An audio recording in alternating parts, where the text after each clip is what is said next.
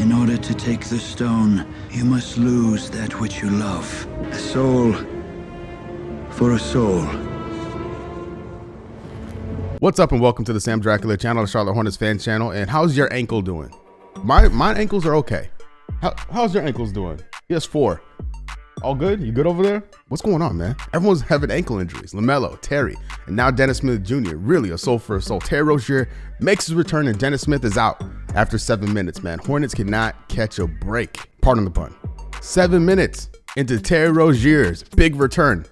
After missing 7 games, Dennis Smith is injured after 7 minutes. So add Dennis Smith to the list. We have Gordon Hayward with a shoulder injury, LaMelo Ball with an ankle, now Dennis Smith Jr., Cody Martin, just trading bodies for bodies right now. This is in reference to LaMelo and Cody. This is from before the Grizzlies game, which I'm not going to talk about. I don't want to spend a lot of time talking about that Grizzlies game. I will say, though, that game made me rage quit my stream. I live streamed during Hornets games. The Hornets were down 30 going into the fourth quarter. I am not live streaming during that. I was doing BuzzFeed quizzes, not having it. So from now on, if that happens again, if the Hornets are down 30 going into the fourth quarter, stream is over, game is over. I'm going to do some other things with my life, as you should. That behavior should not be watched or supported in any stretch of the imagination. But this in reference to Terry and Cody and LaMelo. Like, we found out Terry made his return against Brooklyn last night. This is Sunday morning as I'm recording this. The Hornets played the Washington Wizards tomorrow, right? So it appears that LaMelo and Cody could be getting back. Hornets play Monday and they play Wednesday. Maybe we see one of them come back, maybe both. Gordon Hayward, still a question mark. And one last thing on the injury front, we'll find out what happens with Dennis Smith Jr. Just something to be mindful of. It's in my mind with Terry Rozier. He played 36 minutes last night after not playing at all for 7 games. I'm worried. Terry Rozier's a gamer. He has that dog in him, as they say. I'm not worried, but it is in the back of my mind. Hopefully Terry doesn't have any soreness and can continue to play like he did against Brooklyn. We needed him. Like, Hornets didn't win that game, but it would have had no shot if it wasn't for Terry. I miss Terry. I think we all miss Terry, and I'm glad he's back. But this is how things currently stand. It's November 6th, 2022, and the Hornets are 3-7, 13th in the Eastern Conference, 1 win better than the Pistons, and 1 win better than the Orlando Magic, a team we lost to, got embarrassed by. So that's cool.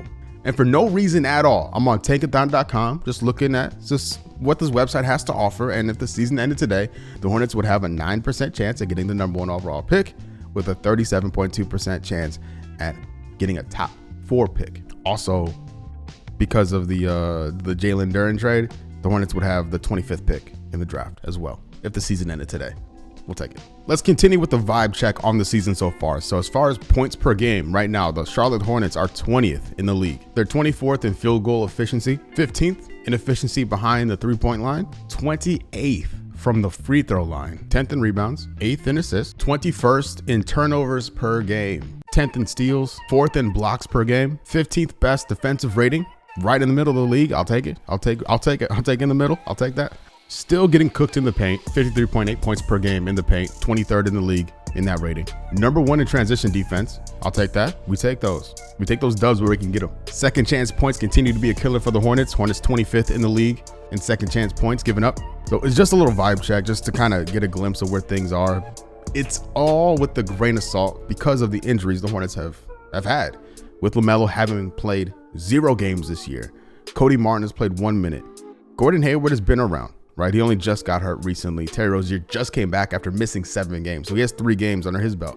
So it's weird, bro. Like, we don't know what this team is yet. Like, Dennis Smith Jr. has been a nice surprise, right? Now he's hurt. So it sucks, bro. Like, I don't know what this team is yet. We don't know what this team is yet, and it's gonna be a while before we see it in its full capacity, like what this team is fully capable of. And so with the stats, with the records, with the performances, it all has to come with the grain of salt. And I'm trying as a Hornets fan to stay positive amongst it all, knowing that we don't have our guys back yet. My hope for this season is for this team to get an idea of like what players, who are the keepers on this team, on this roster. This team has a lot of young guys. You can only develop so many guys at once. right? And like Mark Williams is in Greensboro, right? Bryce McGowan is back with the team now that Gordon's hurt, right? Kai Jones barely plays. James Bouknight's getting extended run, but what happens when Cody Martin gets healthy again? For me, if I'm running this team, my goal this season is to figure out who amongst the kids is worth keeping and who should be dealt or let go, because the Hornets aren't winning anything this year anyway, no matter what happens. So at minimum, getting a proper audit of the talent on this team is priority number one for me if I'm in charge. My job's not on the line though, right? I'm not getting fired from the Hornets if this team performs poorly. So it's easy for me to say. As a Hornets fan, I want to be able to look back on this season. Let's fast forward to the summer. I want to be able to look back onto the season and see okay, we saw enough of the young players play. And I can look at, all right, James Bouknight, he's not good enough. I'm okay with dealing him, right? Kai Jones, he's not good enough. I'm okay with dealing him. Bryce McGowan, he's a keeper. JT Thor, a keeper. Those are just examples. Those aren't my opinions on those exact players. I'm just saying, at the summer, I hope to have a proper view on these guys, because Kai Jones, I still don't know. We haven't seen him. Nobody knows how good or bad he is at this stage. And I hope by the time the summer rolls around, by the time the season is done with, we know. Mark Williams, same thing. James Bouknight's getting some run, but still, he's having these weird games where he's making a lot of mistakes offensively, but he's showing out defensively, making some really big plays against Brooklyn specifically. So it's a weird year, y'all, and it's only going to continue to get weirder, and we just got to be patient and hope for the best. That's all we can do as fans. I'm going to debut a brand new segment, something that's never been seen before, never been done before. Play of the week. All right, we're jumping into the time machine. We're going back to Friday. Hornets at Memphis. Mason Plumlee on the top of the key takes a jumper from the free throw line with his left hand. It doesn't go. It doesn't go. But I lost my mind when I saw this. I respect, this is a ballsy play from Plumlee. We all seen his struggles from the free throw line. And not only did he take a jumper from outside the paint, he took it from the free throw line. That's nuts. That's nuts. I respect it. I really respect this move from Plumlee. I'm not kidding. I'm legit proud of him for taking this shot. It didn't go. He missed it. It's fair. Game's a game, you know? You miss 100% shots so that you don't tank, right? Later on, Oubre off the screen. Plumlee. Steven Adams. Well, I messed up. Let me run it back. Steven Adams gives him way too much space. Dares him. Plumlee. Look at the foot placement. Look at the touch with the left hand finish. And he does it again. This time back on the other end. In the third quarter, Plumlee, red hot. Let's run it back. That happened a little too quickly. I don't know if y'all saw that. I don't know if y'all peeped it. Look at that toe on the paint. Rest of his body away from the paint. He's actually taking another jumper, and it's good. He's feeling it. I low-key think because of the injuries, Mason Plumlee was like, I'm putting this team on my back. No Hayward, no Terry, no LaMelo, no Cody. I got this, guys. And he did that. I think that's what I don't know. I never met the man. We haven't seen this from him this year. Until now. Until then. He didn't do it against Brooklyn, thankfully. Respect Plumlee. My plays of the week. Shouts to Mason Plumlee. This is the box score from last night's game against the Nets.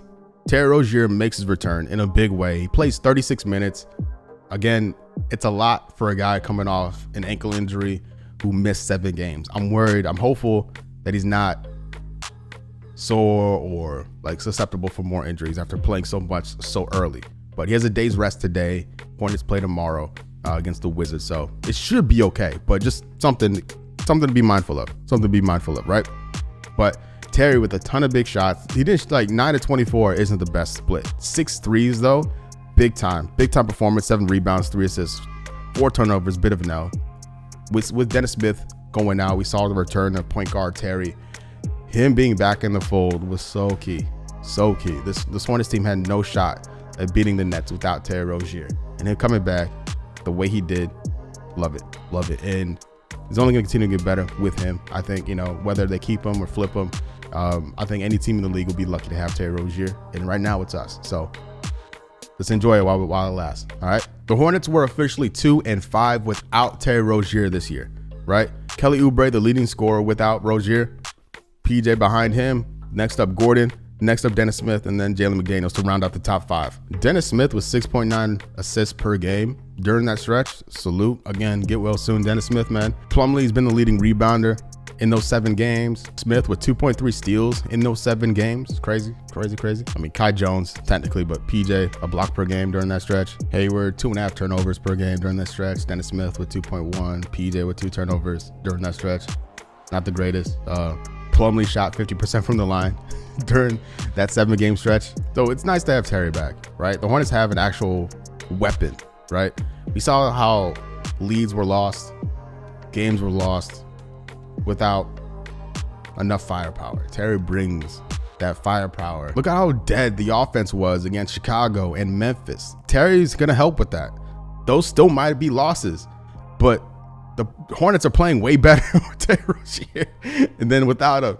And we need him. The Hornets need him if they want to accomplish anything this year. Unless they try to tank, then trade him to Los Angeles, because there's no need to have him here if the idea is to get worse, because Terry's too good and too skilled and too much of a dog to tank. Up next, the Hornets play the Wizards tomorrow. Bradley Beal is going to be out due to health and safety protocols, which I think it happened last month to him too. What's going on with Bradley Beal, man? What's up, man? Hope he's all right. Hope he's okay. But yeah, no Beal against Washington tomorrow, so should be favorable. Games at home. It's in Charlotte, so should be okay. And who knows? LaMelo, Smith. I'm losing track. Who's hurt? I'm losing track. Who's hurt? LaMelo, Cody, Dennis, Gordon. Any one of them? Maybe back tomorrow. Maybe Wednesday against Portland. Hopefully we get them back before this Miami trip. This Miami trip's gonna be tough, bro. This isn't fair. This should not be allowed. A back-to-back in Miami with a day in between is nuts. Charlotte's 3-7. It's gonna be tough for this team to get back to 500. Like really tough, unless these guys start coming back now. And I don't know if that's realistic or not, because the way things are going, we get one guy back and we lose another. Watch. LaMelo's gonna come back and we lose Kelly Oubre. Watch. Something stupid like that's gonna happen. I hope it doesn't, knock on wood. Also, friendly reminder, I do a podcast with Raymond Felton, link in the description. It's called Believe in the Hornets. It's available everywhere. And before the video ends, I have not talked about Miles Bridges yet on this channel. I won't until there's hard news about his future in the NBA. I know his court case is over. We'll see what happens with the league and the team. Until that happens, I'm not making a video on it. I'm just gonna wait. To see what happens with that. But until next time, thank you so much for watching. I really appreciate it. I've been Sam. You've been great. Peace.